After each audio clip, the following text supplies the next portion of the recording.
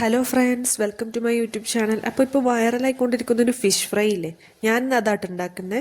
അപ്പോൾ ഞാനിതെങ്ങനെ ഉണ്ടാക്കിയെന്ന് കണ്ടാലോ? ഇതേപോലെ ഒരു പാൻ എടുക്കുക, ഇനി ചട്ടിയോ നിങ്ങളുടെ കയ്യിൽ എന്താ ഉള്ളത് അതെടുക്കുക. എന്നിട്ട് ആവശ്യത്തിന് വെളിച്ചെണ്ണ ഒഴിക്കുക. അതിലേക്ക് ഒരു 1.5 ടീസ്പൂൺ കാശ്മീരി ചില്ലി പൗഡറും 1/2 ടീസ്പൂൺ മഞ്ഞൾപ്പൊടിയും ആവശ്യത്തിന് ഉപ്പും 1/2 ടീസ്പൂൺ കുരുമുളക് പൊടിയും. ഇതൊക്കെ ഫ്ലെയിം ഓഫ് ചെയ്തിട്ടാണ് കേട്ടോ ഞാൻ ചെയ്യുന്നത്, മിക്സ് ചെയ്യുന്നത്.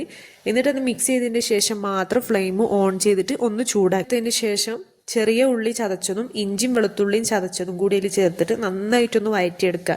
എണ്ണ തെളിഞ്ഞു വരുന്ന സമയത്ത് കുറച്ച് പുളി പിഴിഞ്ഞ് ആ വെള്ളം കൂടി അതിലോട്ട് ഒഴിക്കുക. കുറച്ച് കറിവേപ്പിലും കൂടി ഇട്ടിട്ട് അതൊന്ന് തിളച്ച് വരുന്ന സമയത്ത് എത്ര മീനാണോ നിങ്ങൾ ഇടുന്നത്, ഏത് മീൻ വേണമെങ്കിലും ഇത് ട്രൈ ചെയ്ത് നോക്കാം കേട്ടോ. അപ്പം എനിക്ക് കിട്ടിയ മീൻ ഇതാണ്. അതും കൂടി ചേർത്തിട്ട് ഞാൻ കുറച്ച് തേങ്ങാപ്പാലും കൂടി ഒഴിക്കുന്നുണ്ട് കേട്ടോ. തേങ്ങാപ്പാൽ ഓപ്ഷണലാണ്, വേണ്ടവർക്ക് ചേർക്കാം കേട്ടോ. എനിക്ക് തേങ്ങാപ്പാൽ ഒഴിച്ചിട്ടുള്ള മീൻ കറിയൊക്കെ ഭയങ്കര ഇഷ്ടമാണ്. അപ്പം ഞാൻ അതുകൊണ്ടാണ് തേങ്ങാപ്പാൽ ഒഴിച്ചത്. തേങ്ങാപ്പാൽ ഒഴിച്ചിട്ടുണ്ടാക്കിയാൽ അതൊരു വേറെ ടേസ്റ്റ് തന്നെയാണ് കേട്ടോ. ഇനി ഈ ഗ്രേവിയിലിട്ടിട്ട് മീനിങ്ങ് വറ്റിച്ച് പൊരിച്ചെടുക്കുക, അതാണ് നമ്മൾ ചെയ്യേണ്ടത്. കുറച്ച് ക്ഷമ വേണം കേട്ടോ.